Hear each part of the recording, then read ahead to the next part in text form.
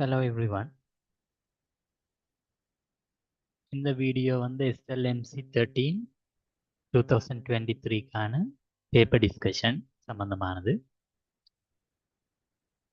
முதலாவது ஈஸி கொஷின்ஸை பார்ப்போம். முதலாவது கேள்வி வந்து 3, 4, 5 மற்றும் 6 ஆகிய இலக்கங்களை கொண்டு ஈரிலக்க எண்களின் கூட்டல் ஒன்று உருவாக்கப்படுகிறது. கேள்வி சாத்தியமான கூட்டுத்தொகையில் மிகப்பெரியது.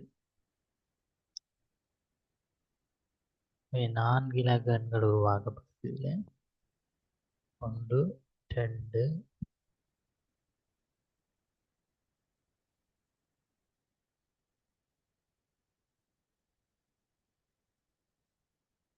2 ஈரிலக்க எண்களில் கடைசி இலக்கம் வந்து 1ஆம் இடத்தை குறிக்கும். அதுக்கு முன்னுக்கு இருக்கிறது 10ஆம் இடத்து. எப்பவுமே 10ஆம் இடத்து இலக்கத்தை நாங்கள் பெருசாக போட்டது பெரிய இலக்கம். ஆகவே இதில் பெரிய இலக்கங்கள் 5 மாறும். நான் முதலாவதுல 6 போடுறேன். ரெண்டாவது இலக்கத்தின் ரெண்டாவது நல்ல 10ஆம் இடத்தை 5 போடுறேன். மற்றது 3, 4 1ஆம் இடத்துல கூட்டின வண்டா 63 + 54 4, 3, 7 6, 11 விட 117. இதுதான் சாத்தியமான கூட்டுத்தொகையில் மிகப்பெரிய எண்.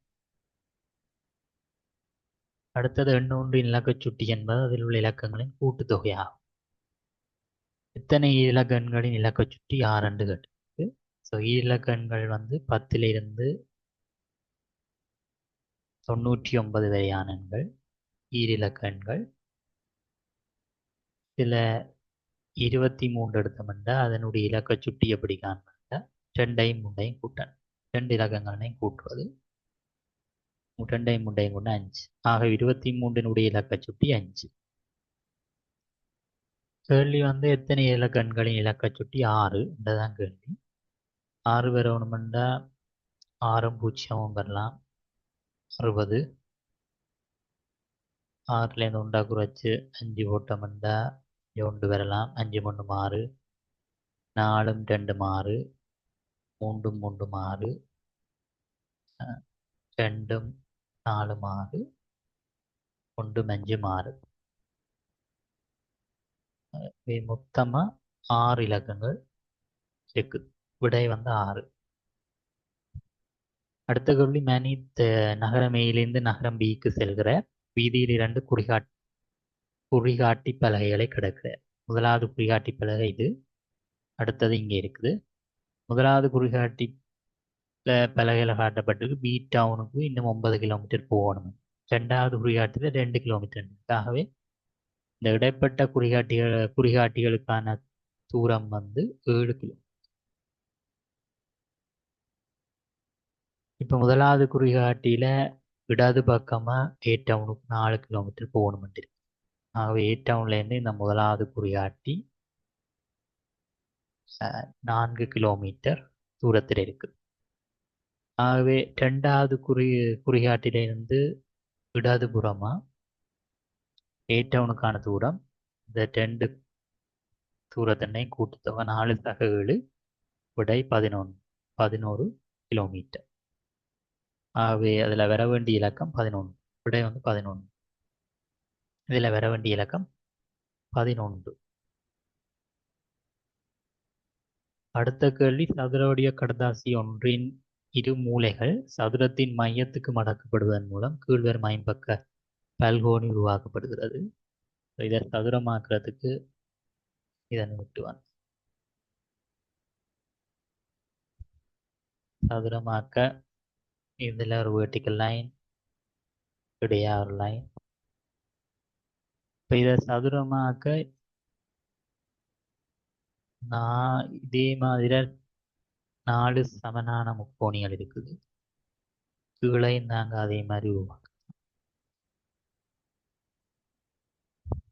மொத்தமாக 8 சமனான முக்கோணிய இந்த சதுரம் பிரிக்கப்பட்டிருக்கு. சதுரத்தின் பரப்பு எக்ஸ் என்று வச்சோம்னா இந்த ஐம்பக்க பல்கோணியினுடைய பரப்பு இந்த 2 நிறந்துட்டாத பரப்பையும் சதுரத்தின் பரப்பிலேருந்து கழிச்சுட்டா வரும். நிறந்துட்டா பரப்பு சதுரம் 8 பிரிக்கப்பட்டிருக்கு. அதில் 2 இங்கு 8 எக்ஸை கழிக்கும். அதாவது அதனுடைய விடை வந்து எக்ஸ் ஆய 1/4x.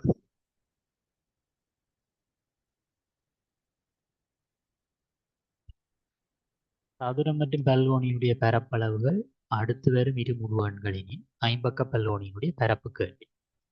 அடுத்து வரும் முழுவெண்கள் 1 2 அடுத்து வருகிற முழுவெண்கள், 5 6 அடுத்து வருகிற முழுவெண்கள், அதே மாதிரி 8 9 அடுத்து வருகிற முழுவெண்கள். இதில் எக்ஸுக்கு பதில் 1 போட்டோம்னா 1/1/4x இதுதான் ஐம்பக்க பல்கோணியினுடைய பரப்பு. எக்ஸுக்கு பதில் 1 போடும். 1லேருந்து 1/4 போனால் 3/4. இது வந்து ஒரு முழுவெண் இல்லை, ஆகவே இது ஐம்பக்க பல்கோணியினுடைய பரப்பளவாக இருக்க முடியும். எக்ஸுக்கு பதிலாக 4 போடுவோம். 4 போட்டோம்னா 4/1/4x. எக்ஸுக்கு பதிலாக 4 1/4 தர 4 1. ஆகவே 4/1 3ம் 4ம் அடுத்து வருகிற முழுவெண்கள். ஆகவே இது சரியான விடை. ஆகவே ஐம்பக்க பல்கோணியினுடைய பரப்பளவு 3 சென்டிமீட்டர் இருக்கு. விடை வந்து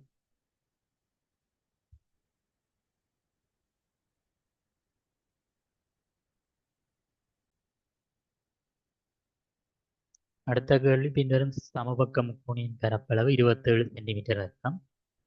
இதில் பக்கங்களுக்கு சமாந்தரமாகவும் பக்கங்களை 3 துண்டுகளாக பிரிக்குமாறும் கோடுகள் வரையப்பட்டு நிறந்தீட்டப்படாத பகுதியின் பரப்பு. இதை வந்து சமபக்க முக்கோணிகளாக நாங்கள் பிரிப்போம். 3 கோடு போடுறதால வந்து 9 சமபக்க முக்கோணியாக பிரிவடும். 4 5 6 7 8.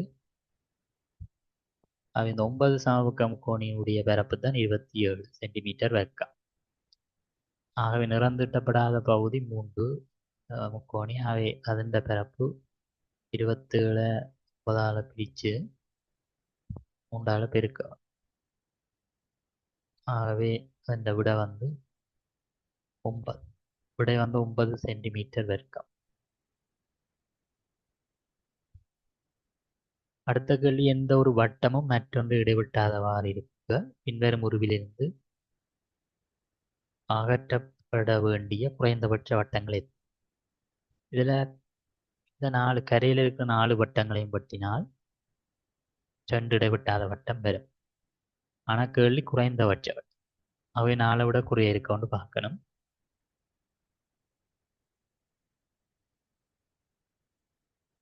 உதாரணமாக இந்த உள்ளுக்கு இருக்கிற வட்டம் இந்த பர்பிள் கலரால் காட்டுறது.